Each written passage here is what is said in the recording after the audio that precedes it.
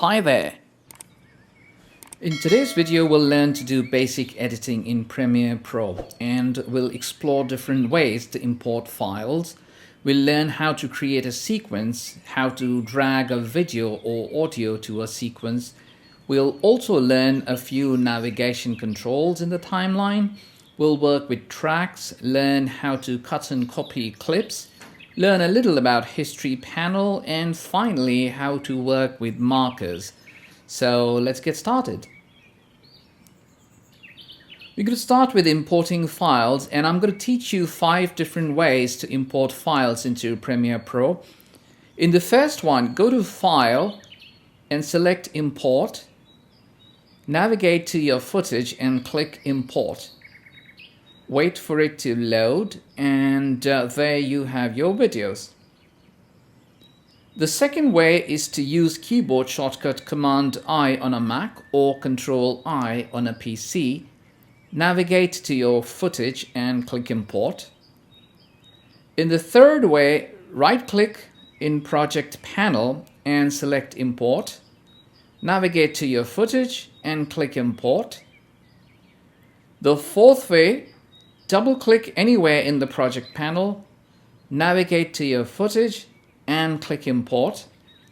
And lastly, you can drag and drop folders containing media-only folders, or you can even drag files to the project panel and your footage will be imported. Next, let's move on to sequence. Now, the easiest way to create a new sequence in Adobe Premiere Pro is to drag a clip containing the settings you want to use on top of the folded paper icon in the lower right corner of the project panel. But what if you don't have any clips that match your settings, or you need specific settings to be applied to your sequence? In these instances, creating a custom sequence preset is your only option. So let's delete the sequence and then go to File and then New and hit Sequence. This displays the new sequence window. Select any of the available presets. I'm going to select HDV 1080, this one, for this example. Once you click on it, it gives you further details about the settings, something that you can change later. Like for this one, the frame rate is 29.97 FPS. So let's change a few settings, and for that, click on the Settings text button at the top of the window. Let's change the editing mode to Custom. Let's also change the frame size to 1920 horizontal. Vertical is already set to 1080, so we'll let it remain unchanged. Also, set pixel aspect ratio to square pixels, as virtually all current cameras shoot square pixels. Set fields to progressive, and ensure that the display format matches the time base you need to deliver. In our case, it is 29.97 frames per second. Let the audio settings remain unchanged, as it is set to the favorable settings already, and then click on Save Preset button to reveal a pop-up. Just give it a name. I'm going to name it Demo. I'll let the description stay blank. If you want, you can add details in the description as well. This new preset shows up in the category for which you created it. So for us, it is Demo. Here, if you want, you can give your sequence a name. I'm going to let it stay sequence 3 and hit OK. Now our sequence is saved in the project window. So let's drag a video to the timeline. And the moment you do that, it will give you a pop-up alarming you that the clip does not match the sequence's settings. Here you have the option to have the sequence setting that you've just created as your default, or keep the existing video settings. So I'm going to select this Change Sequence Settings to let the settings of the clip remain intact. To open a new sequence in a timeline panel, just click, hold, and drag the footage to the folded paper icon, and the sequence opens in a new tab in the timeline panel. Let's just delete this timeline and the tab as well. By default, when dropped into a sequence, the video and audio components of linked clips appear in corresponding tracks. And by default, a video that has an audio as well is married to that video when it is dragged to the timeline. To detach the audio from the video, right click on the footage and click on unlink, and they will have individual identity, and then you can work on them individually should you want to. They by default sit at video 1 and audio 1. To zoom into or out of a clip, press the plus sign key to increase the zoom factor or press the minus sign key to decrease it. Do not use the keys on the number pad or the numpad, so to speak. When we click anywhere on the video in the source monitor and drag it to the timeline, the video along with the audio gets copied. But if we want to just drag the video, click on the drag video only button and then drag it to the timeline, and you'll find that it copies just the video. Similarly, when you click on the drag audio only button and then drag it to the timeline, only the audio of the video gets copied to the timeline. The timeline panel contains several controls for moving through the frames of a sequence. Time ruler measures sequences time horizontally. Numbers indicate that the sequence time is displayed along the ruler from left to right. They change according to the level of detail at which you view the sequence. You can even click on the time clock here, and this is particularly good when you have a long time sequence and need to jump to a particular time. So you can just click on this clock and type in your time, and your playhead will jump to that time instantly. Next, we move on to work area bar. The work area bar determines what will render when a rendering option is selected. To enable it, click on the fly out menu, which is also called the burger menu, next to the project name in the top left corner of the timeline, and select work area bar. You can drag the edges of the work area bar to set the work area in a sequence. Playhead, which is also called the current time indicator, or CTI, indicates the current frame displayed in the program monitor.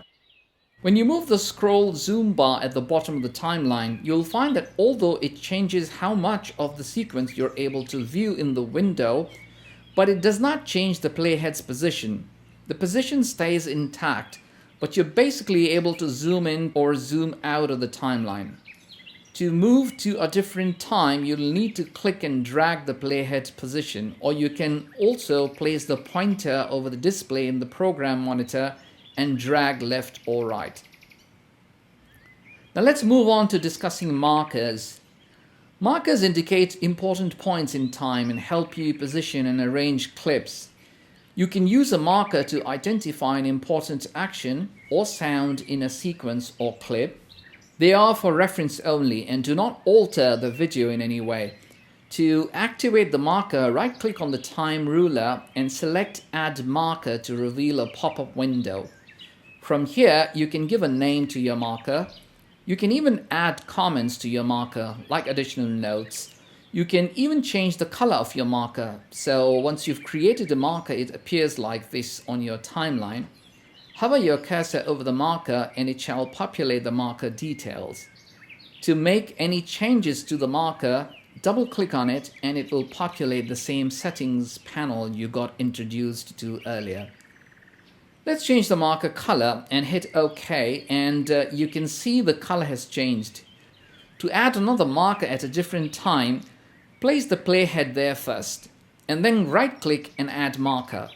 Make necessary changes or just let it stay as it is and press enter to add the marker. Let's discuss the tracks now. You can add or remove tracks as needed, so just hover your cursor on this panel on the left and right click and add track, and you'll find another track added on top. New video tracks appear above existing video tracks, and new audio tracks appear below existing audio tracks. Similarly, you can add another audio track if you hover your cursor over the audio zone on the bottom and then right click and select Add Track, and you'll find that it adds an audio track. You can even make a video invisible, so let's move this one to the top, and you see this eye icon, which is the visibility icon. Just click on it once and let's take our playhead to this video and it's all black. Keeping the playhead in the same position, click on the visibility icon once again and you shall get the video back. So it's basically a toggle switch. Same is the case with audio. You'll find that next to the audio tracks there are no eye icons because you can't view an audio file. You can listen to them. So you'll find the letter M here, which is for mute. Click on it once and it will be highlighted. And now when you take your playhead on your audio and play, there won't be any sound. Click on the M again and the sound is back. These options are really handy when you have voice narration and then the background music and then there's another sound or special effects and you want to just listen to any one of them or two of them. So this way you can select or deselect your audio or video. Similarly, you can even lock a particular track. Locking an entire track is useful for preventing changes to any clip on that track while you work on other parts of the sequence. To lock a track, just click on this lock icon and your track will have a grid of diagonal lines, which means it is locked. You can play that track, watch it, listen to it, but you can't delete it. In fact, it won't even get selected even if you tried to until you unlock it. Deleting a track removes all clips in the track but does not really affect source clips listed in the project panel. You can even expand a track to display track controls, increase the height of a track to better see icons and keyframes, or to display large views of video track thumbnails and audio track waveforms. To resize the track, position the pointer in the track header area between two tracks so that the height adjustment icon appears. Then drag up or down to resize the track below for video or the track above for audio. To go full screen, just click on the tilde key and your active window will go full screen, giving you room to make adjustments in a better way. Hit tilde key again and the window goes back to its normal size. And this is valid for all the screens, not just the timeline. You can use the eraser tool to cut a clip into two clips or to cut across clips in several tracks at once. Splitting a clip creates a new and separate instance of the original clip and any linked clips. The resulting clips are full versions of the original clip but with different in and out points. You can then use the move tool and select one of the severed clips and hit delete to remove that portion of the clip. Now the best part is that it doesn't get totally removed. So if you accidentally delete a clip, you can always take your cursor to the clip before it or even the one after it and this red anchor will appear. Just click, hold and drag to get your lost footage back. This is something you can use to delete a portion of the footage. Instead of chopping it from both sides and removing it, you can just put a cut at one of the sides and drag in to delete the portion you don't want, and it's gone. You can even copy and paste clips by dragging them to a different place in the timeline. To copy and paste clips to a new place in the timeline, press Option key on a Mac or Alt key on a PC, select one or more clips in the sequence and then drag them to a new location in the timeline. You can drag them horizontally or vertically. You can even duplicate either the video or audio portion of clips if you Option click on a Mac or Alt click on a PC and then drag the clip to a new place in the timeline. This can be done with both audio clips as well as video clips. To delete space between two clips, just click once on that space and right click to reveal the ripple delete option and then select that option to delete the space. Finally, let's discuss the history panel of Premiere Pro. You can activate it by going to Window and then History. When you scroll through, you'll find that these are all the states of the project created during the current session. You can use the History panel to jump to any state of the project created during the current working session. Each time you apply a change to some part of the project, the new state of that project is added to the panel. A point to remember here is that program-wide changes such as changes to panels, windows and preferences are not changes to the project itself and so are not added to the history panel. Also, after you close and reopen the project, the previous states are no longer available in the history panel. The oldest state is at the top of the list, and the most recent one is at the bottom. Each state is listed with the name of the tool or command used to change the project, as well as an icon representing the tool or command. To delete a project state, select the state, click the delete icon, and click OK. And it's gone. Alright guys, that concludes our session today. I hope you've enjoyed it and have learned something new from it. So please like, share, and subscribe to my channel. Until we meet again on Sunday, goodbye and thanks for watching.